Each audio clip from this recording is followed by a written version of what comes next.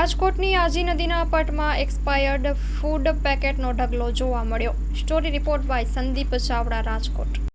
નામ તમારું? પરમાર કુલદીપ. કુલદીપભાઈ, શું અહીંયા કચરાની સમસ્યા છે? શું માંગણી છે તમારી? મારી માંગણી એ છે કે પેલા તો આ જે સાફ કરવાની વાત કરે છે ને, તો ઈ કરતા સાફ કરવું ન હોય ને તો કેવાય નહીં, અને કરવું હોય ને તો કરીને બતાવાય. આ બધા એક્સપાયર થઈ જાય એટલે બધા પડીકા અહીંયા હે ને નદીમાં નાખી જાય છે બધા, અને રોજનું થયું છે. મારે તો આ રોજનો રસ્તો છે એટલે મને ખબર હોય, ગમે તે કંપનીના પડીકા એક્સપાયર થઈ જાય એટલે બધા અહીંયા ઢગલા પડ્યા હોય છે. પછી ફૂલ હોય કે પછી ગમે એ જાતની કોઈ ઘરના કચરા હોય કે પછી ગાયોનો છાણ હોય, એ બધું નદીમાં વેવડાવી દે. પછી ક્યારેક જેસીબી વાળા આવે તો બધું ભેગું કરી અને અહીંયા ઢગલા કરીને વયા જાય. ભરવાની વાત આવતી નથી. કોઈ બાળકો અહીંથી નીકળતા હોય છે? બાળકો નીકળે તો પછી અહીંયા પડીકા જોવે તો એને એમ થાય કે ભાગ છે તો કોઈ ખાય તો બીમારી થાય, પછી એના કચરો તો થાય જ છે. એના હિસાબે ગંદકી આટલી છે, તમે જોઈ શકો છો.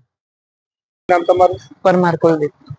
કુલદીપભાઈ, શું અહીંયા કચરાની સમસ્યા છે? શું માંગણી છે તમારી? મારી માંગણી એ છે કે પેલા તો આ જે સાફ કરવાની વાત કરે છે ને, તો ઈ કરતા સાફ કરવું ન હોય ને તો કેવાય નહીં, અને કરવું હોય ને તો કરીને બતાવાય. આ બધા એક્સપાયર થઈ જાય એટલે બધા પડીકા અહીંયા હે ને નદીમાં નાખી જાય છે બધા, અને રોજનું થયું છે. મારે તો આ રોજનો રસ્તો છે એટલે મને ખબર હોય, ગમે તે કંપનીના પડીકા એક્સપાયર થઈ જાય એટલે બધા અહીંયા ઢગલા પડ્યા હોય છે. પછી ફૂલ હોય કે પછી ગમે એ જાતની કોઈ ઘરના કચરા હોય કે પછી ગાયોનો છાણ હોય, એ બધું નદીમાં વેવડાવી દે. પછી ક્યારેક જેસીબી વાળા આવે તો બધું ભેગું કરી અને અહીંયા ઢગલા કરીને વયા જાય. ભરવાની વાત આવતી નથી. કોઈ બાળકો અહીંથી નીકળતા હોય છે? બાળકો નીકળે તો પછી અહીંયા પડીકા જોવે તો એને એમ થાય કે ભાગ છે તો કોઈ ખાય તો બીમારી થાય, પછી એના કચરો તો થાય જ છે. એના હિસાબે ગંદકી આટલી છે, તમે જોઈ શકો છો. માં motor driving, safe and sure driving. Driving એ શોખ સાથે આપની મોટી જવાબદારી પણ છે. અમારા ઇન્સ્ટ્રક્ટર દ્વારા સચોટ અને સરળ માર્ગદર્શન.